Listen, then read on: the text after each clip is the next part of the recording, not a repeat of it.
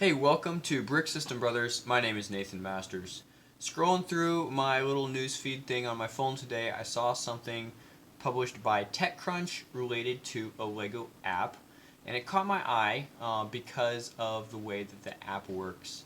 So I have a few things to talk about this. I just want to jump right into a demo really quick that the publishers have posted on an Instagram account. And then I also want to talk a little bit about the TechCrunch article. But let's look at this demo first thing because I think it speaks the loudest about what this thing can do. So is it a Lego sorter? Is it a part scanner? It has kind of the step-by-step process it's explaining. So step number one is scan. And as you can see, it's actually scanning a pile of pieces. Step number two is choose a creation. So after it has those pieces scanned in from the phone, it's looking at a list of creations that you can build. Step number three is to assemble it and build it. So this actually has the instruction side of that built in as well. And then number four goes back to that pile of pieces that it scanned through and uses that same software to locate the pieces you'll need for your creation. Step number five, of course, is sharing and publishing creations across the platform because that seems to be what a lot of apps are based around and how a lot of apps grow quickly. So that aspect of the social side, not necessarily something I'm as interested in. But let's go back and look at the initial scanning process again because that's what really interests me. Yeah. This is something I would really like to see come to a wider use case than just a building app, and I think there is great potential there for that to be applied. At the moment, this appears to be an iOS only application, but they do have a website, and on their website it seems like they are going to be working on an Android version coming out in fall of 2021. So I'm going to drop a link down to the TechCrunch article because that's how I found it. The Brickit website, which is basically just a splash page that has some info.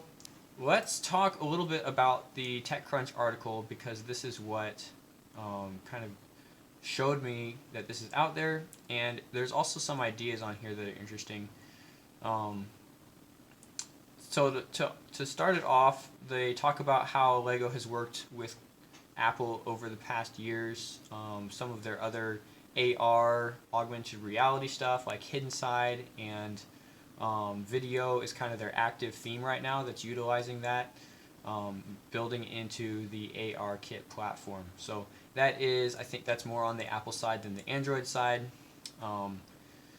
And that's kind of what leads into the discussion about this Brickit app. So after that, it talks a little bit about Brickit being a third-party app. So this actually isn't published or maintained by the Lego Group at the moment. Kind of like Bricklink was, it was independent from the Lego company, and it just offered a service that could be integrated with Lego pieces that you already have.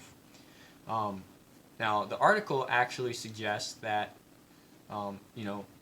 having observed Lego by Bricklink as a push into the fan market on the web, that Lego should go ahead and buy Brickit as well, or at least try to work a little bit closer developing this platform. And I don't necessarily agree that Lego needs to buy this app, but I think that most Lego fans would appreciate some form of this ability to just kind of, with a smartphone, scan over a table of loose pieces and either see what is there, try to get a handle on sorting or looking for a specific brick. So I'm really glad to see that there is something being done with that, and it seems like it's being moved forward.